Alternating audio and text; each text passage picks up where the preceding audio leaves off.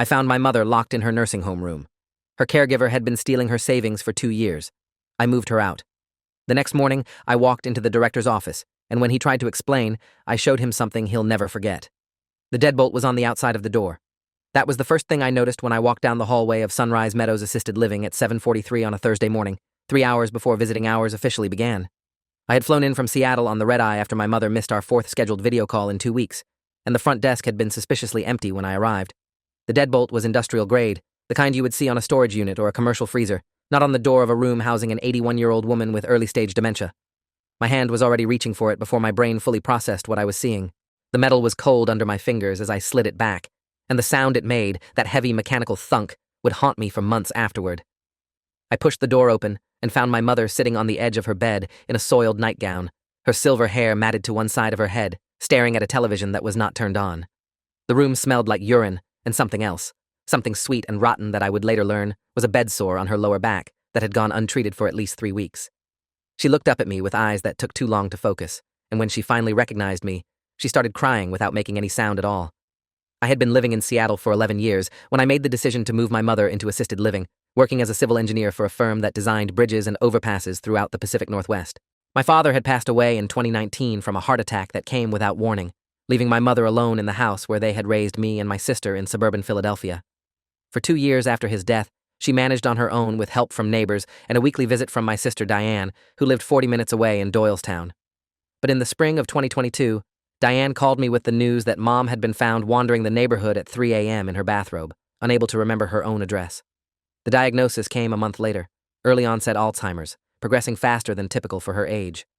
Diane and I spent 6 weeks researching facilities, visiting locations, reading reviews, and comparing costs before settling on Sunrise Meadows. It had a 4.2-star rating online, a beautiful campus with manicured gardens, and a specialized memory care unit that promised round-the-clock supervision. The monthly cost was $6,400, which we planned to cover using my mother's savings, her pension from 30 years as a public school teacher, and the proceeds from selling her house. We thought we were being responsible. We thought we were protecting her. The director of Sunrise Meadows was a man named Franklin Reeves, who had greeted us during our initial tour with the practiced warmth of someone who sells reassurance for a living. He was in his mid-50s with silver temples and a firm handshake, wearing a navy blazer with the facility's logo embroidered on the breast pocket. He walked us through the memory care wing, pointing out the secured entrances, the activity rooms, the garden paths designed for safe wandering. He introduced us to several caregivers, including a woman named Denise Hartwell, who would be assigned as my mother's primary attendant. Denise was in her late 30s with a kind smile and credentials that included 15 years of experience in elder care. She held my mother's hand during the introduction and spoke to her in a gentle voice that made my mother smile for the first time in weeks. I remember feeling relieved, genuinely relieved, that we had found a place where my mother would be safe and cared for. Franklin Reeves assured us that Sunrise Meadows treated every resident like family, and I believed him completely. I flew back to Seattle 3 days after moving my mother in, confident that I had done the right thing. That confidence would cost my mother 2 years of her life and nearly $340,000 of her savings. The first red flag appeared about 4 months after my mother moved in, though I did not recognize it for what it was at the time. During one of our weekly video calls, she mentioned that her jewelry box was missing, the small rosewood case that had belonged to her grandmother and contained her wedding ring, several pieces of my grandmother's costume jewelry, and a pearl necklace my father had given her on their 25th anniversary. I called the facility immediately, and Franklin Reeves himself called me back within the hour. He explained that residents with memory issues sometimes misplaced items, that the staff would conduct a thorough search, and that they had a policy of documenting all personal belongings. A week later, he reported that the jewelry box had been found in my mother's closet, behind some winter clothes. I accepted the explanation without question because it made sense, because my mother's memory was unreliable, because I wanted to believe the people caring for her were trustworthy. The jewelry box was never found. I would not learn this until much later, when it appeared on a list of items that Denise Hartwell had sold to a pawn shop for $1,200. The second red flag came 8 months in, when my mother started mentioning money during our calls. She would say things like, "I need to pay Denise," or "Denise needs money for my medicine." I assumed she was confused, conflating past memories with present circumstances, the way dementia patients often do. When I asked the staff about it, they assured me that my mother sometimes became fixated on financial matters and that they redirected her gently whenever this happened. I did not think to check her bank accounts. I did not think to question why a facility that charged $6,400 a month would have a caregiver asking a dementia patient for additional payments. I told myself it was nothing, a symptom of her condition rather than evidence of something sinister. My sister Diane expressed concerns during one of our phone calls, saying that Mom seemed thinner than before and that her room looked messier than it should. I told Diane she was being paranoid, that the facility had excellent reviews, that we needed to trust the professionals. I will never forgive myself for dismissing her instincts. The third red flag was impossible to ignore, though I tried anyway. In March of 2024, I received a call from the facility's billing department informing me that my mother's account was 3 months behind on payments. I was stunned because I had set up automatic payments from her checking account 2 years earlier, the same account that received her pension deposits and held the proceeds from her house sale. When I logged into her bank account online, what I found made my hands go numb. The account that should have held roughly $280,000 had a balance of $4,127. 2 years of pension deposits totaling approximately $62,000 were gone. The home sale proceeds, $267,000 after taxes and fees, were gone. I scrolled through the transaction history with my heart pounding in my ears, watching money disappear in chunks. $3,000 here, $5,500 there, wire transfers to accounts I did not recognize, cash withdrawals from ATMs I had never heard of, checks written to names that meant nothing to me. Some of the transactions were small, under $200, easily overlooked. Others were massive, $15,000 or more, transferred to what I would later learn were accounts controlled by Denise Hartwell. I sat in my apartment in Seattle staring at the screen for what felt like hours, trying to understand how this could have happened, how no one had noticed, how I had failed so completely to protect my own mother. I called Diane immediately, my voice shaking so badly I could barely form words. She drove to Sunrise Meadows that same day while I booked the first available flight to Philadelphia. What she found when she arrived was worse than anything we had imagined. The staff tried to prevent her from seeing our mother, citing visiting hour restrictions, but Diane pushed past them and went straight to Mom's room. She found the door locked from the outside with that industrial deadbolt I would see for myself the next morning. She found our mother dehydrated, confused, and wearing the same clothes she had been wearing during their video call 4 days earlier. She found a room that had not been cleaned in what looked like weeks, with food containers growing mold on the windowsill and a garbage can overflowing with adult diapers. She called me from the parking lot afterward, crying so hard I could barely understand her. "Someone has to go to prison for this," she said. "Someone has to pay." I landed in Philadelphia at 6:15 the next morning, rented a car, and drove straight to Sunrise Meadows without stopping at Diane's house or calling ahead. I wanted to see for myself before anyone could clean up, cover up, or explain away what had happened to my mother. The confrontation in my mother's room lasted less than 5 minutes before security was called, but in those 5 minutes, I learned everything I needed to know about how Sunrise Meadows operated. A staff member named Jerome, a young man who seemed genuinely distressed by the situation, tried to explain that the deadbolt was a safety measure for residents who wandered at night. When I asked why my mother's room was filthy, why she was clearly malnourished, why no one had contacted me about her deteriorating condition, he could not meet my eyes. He muttered something about being short-staffed, about Denise handling most of my mother's care, about not wanting to cause problems. I asked where Denise was, and his face went pale. "She called in sick 3 days ago," he said. "We haven't been able to reach her." I pulled out my phone and showed him the bank statements, the wire transfers, the checks made out to Denise Hartwell, and accounts linked to her address. His eyes widened, and for a moment, I thought he might cry. "I didn't know," he whispered. "I swear I didn't know." I believed him because his shock seemed genuine, because he was young and clearly underpaid, because he was as much a victim of this system as my mother was. But someone had known, and someone had allowed this to continue for 2 years, while my mother was robbed and neglected in a facility that charged more per month than most people's mortgages. I moved my mother out that same day, signing whatever papers they put in front of me to avoid any legal complications, while Diane arranged for a home health aide to meet us at her house in Doylestown. The discharge process was suspiciously smooth, as if the facility wanted us gone before we could cause any more trouble. Franklin Reeves was conveniently unavailable, in meetings all day according to his assistant, but I was not finished with him. I spent that night at Diane's house, sitting with our mother while she slept, watching her chest rise and fall, and thinking about all the nights over the past 2 years when she had been alone in that locked room, with no one watching over her, no one protecting her, no one caring whether she lived or died. The home health aide, a woman named Rosario Vega with 23 years of experience in geriatric care, examined my mother the next morning and documented everything.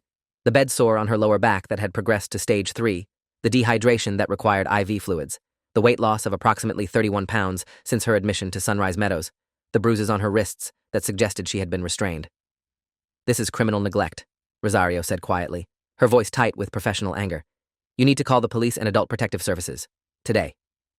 I did not go to the police first. I went to Franklin Reeves. I wanted him to look me in the eye. I wanted him to explain how my mother had been locked in a room like an animal, robbed of her life savings, and left to deteriorate while his facility collected $6,400 a month for care they never provided. I wanted him to understand that his careful system of plausible deniability, his corporate speak and liability waivers, his well-practiced reassurances had failed to protect him from me.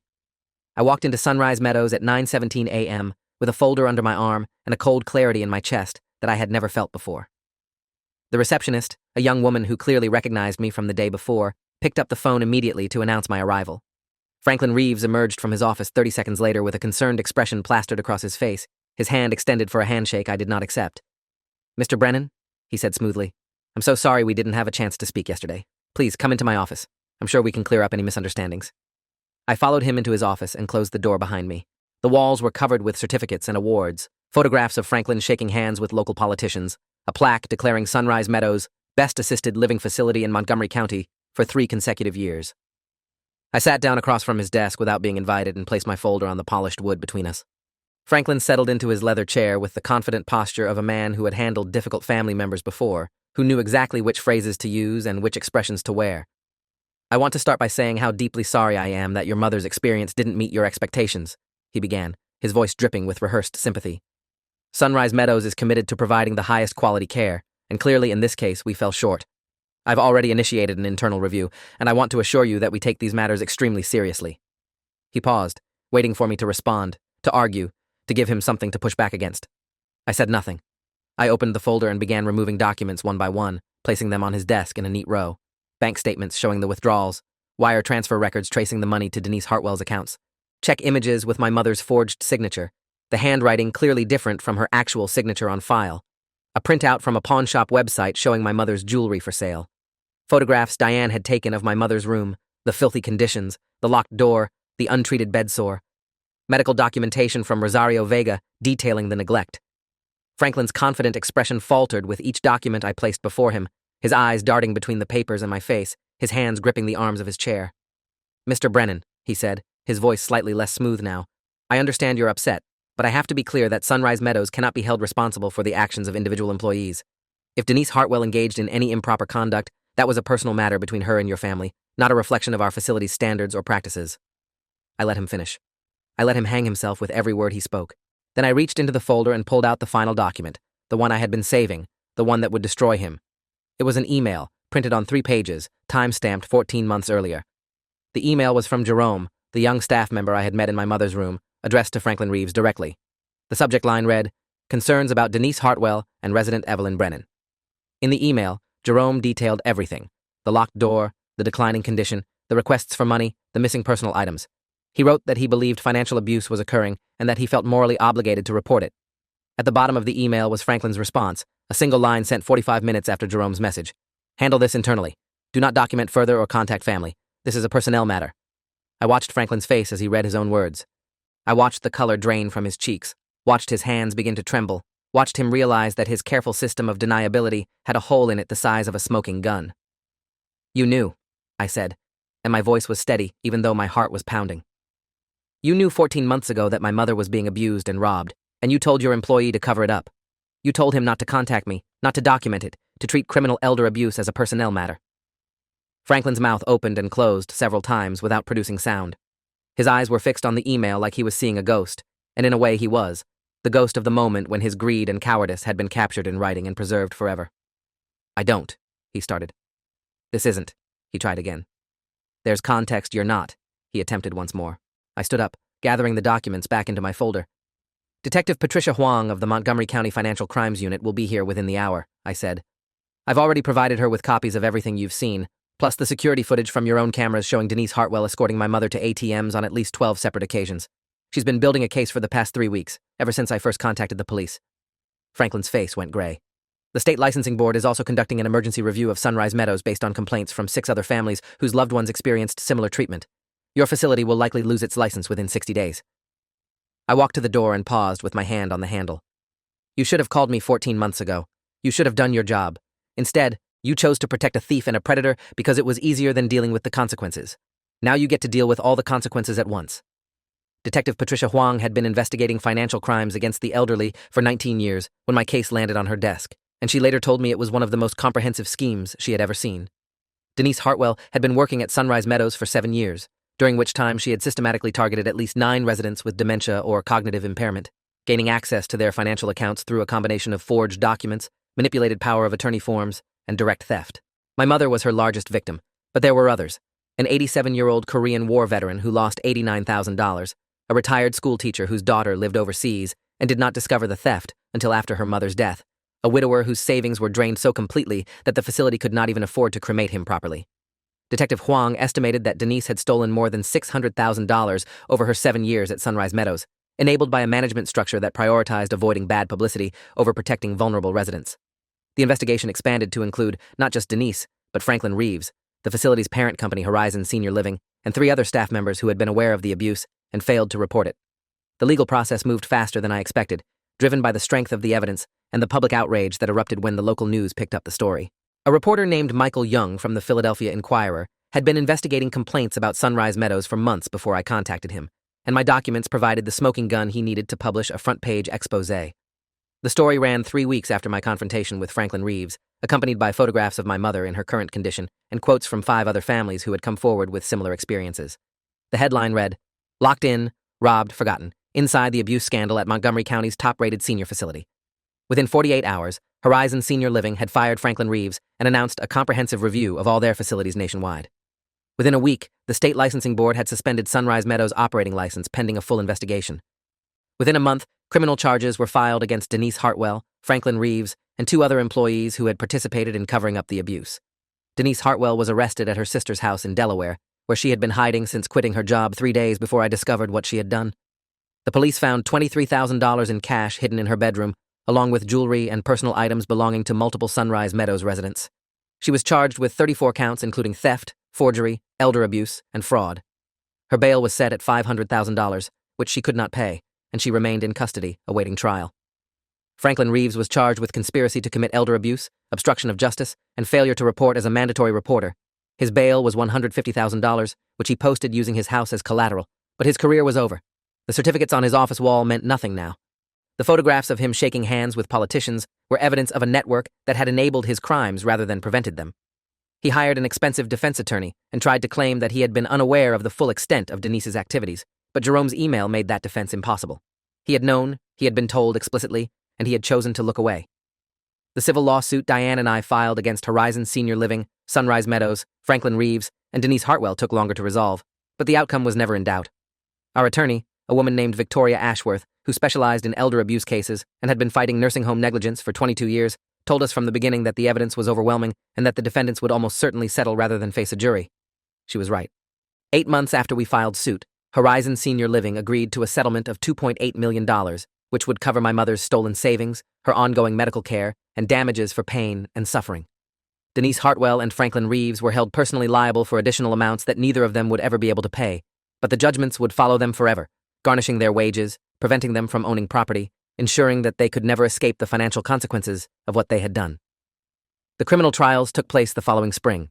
Denise Hartwell pleaded guilty to 16 counts in exchange for the prosecution dropping the remaining charges, and she was sentenced to 12 years in state prison with no possibility of parole for the first 8. At her sentencing hearing, the judge allowed family members of her victims to make statements, and I sat in the courtroom for 6 hours listening to sons and daughters and grandchildren describe what had been done to the people they loved. When it was my turn, I stood at the podium and looked directly at Denise, who refused to meet my eyes. I told her about finding my mother locked in that room, about the smell that would never leave my memory, about the bedsore and the dehydration, and the 31 pounds my mother had lost while supposedly receiving $6,400 worth of monthly care. I told her about the jewelry box that had belonged to my great-grandmother, about the wedding ring my father had placed on my mother's finger 53 years earlier, about the pearl necklace that should have been passed down to my daughters someday. I told her that my mother's dementia had progressed significantly in the months since we removed her from Sunrise Meadows, and that the doctors believed the stress and neglect had accelerated her cognitive decline. "You didn't just steal her money," I said. "You stole her dignity, her safety, her peace. You stole time from her life that she will never get back." Denise said nothing. She stared at the table in front of her while I spoke, and when I finished, she was escorted out of the courtroom without making eye contact with anyone. Franklin Reeves's trial lasted 2 weeks. His defense attorney tried every strategy imaginable: blame shifting, procedural challenges, character witnesses who testified to his decades of service in the elder care industry. None of it worked. Jerome testified about the email he had sent, about Franklin's response, about being told to stay quiet and not cause problems.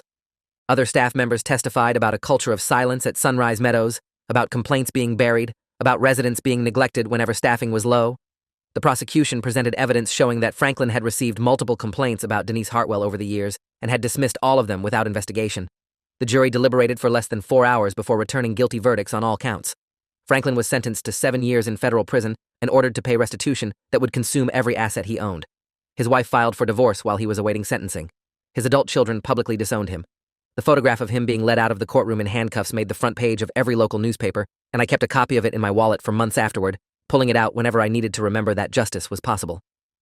My mother lives with Diane now, in a sunny bedroom on the first floor of her house in Doylestown. She has full-time care from a rotating team of home health aides supervised by Rosario Vega, who has become like a member of our family.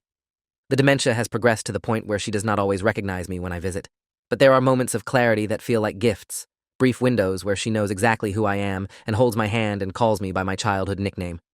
Those moments are becoming rarer, and the doctors have told us to prepare for a time when they will stop coming altogether. I fly to Philadelphia every month now, sometimes more often, and I have started working remotely, so I can spend longer periods at Diane's house. I read to my mother, play her favorite music, sit with her in the garden while she watches the birds. I try to give her the peace and dignity that was stolen from her during those 2 years at Sunrise Meadows, even though I know I can never fully restore what was lost. The settlement money sits in a trust managed by a fiduciary that Victoria Ashworth recommended, used exclusively for my mother's care and comfort. We will never touch a penny of it for ourselves. The money cannot undo what happened, cannot give my mother back her memories or her health or the time she lost, but it ensures that she will never again be at the mercy of people who see elderly patients as sources of profit rather than human beings deserving of respect. I think about Franklin Reeves sometimes, sitting in his cell, stripped of everything that mattered to him. I think about Denise Hartwell, facing over a decade in prison for crimes that seemed so easy to commit against victims who could not fight back. I think about all the other families out there right now, trusting facilities like Sunrise Meadows, believing the reassurances of men like Franklin Reeves, not knowing what is happening to their loved ones behind locked doors. Some of them will discover the truth before it is too late. Others will not. I cannot save them all, but I can tell this story, and maybe someone who hears it will check on their mother a little more often, will look at bank statements a little more carefully, will trust their instincts when something feels wrong.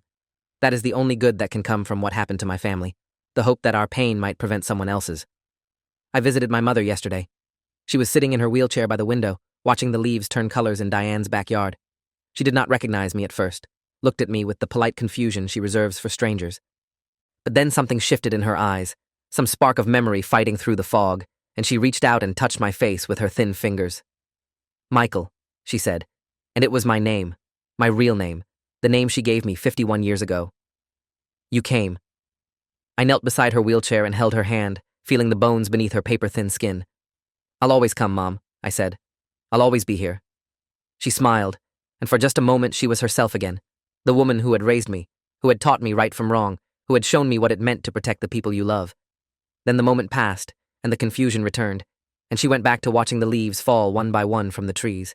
I stayed with her until the sun went down, and when I finally left, I stood in the driveway and looked up at her window, where a light was burning warm against the darkness. She is safe now. She is loved. And the people who hurt her will spend years paying for what they did. Thanks for watching till the end. Make sure to subscribe and like to not miss the next story.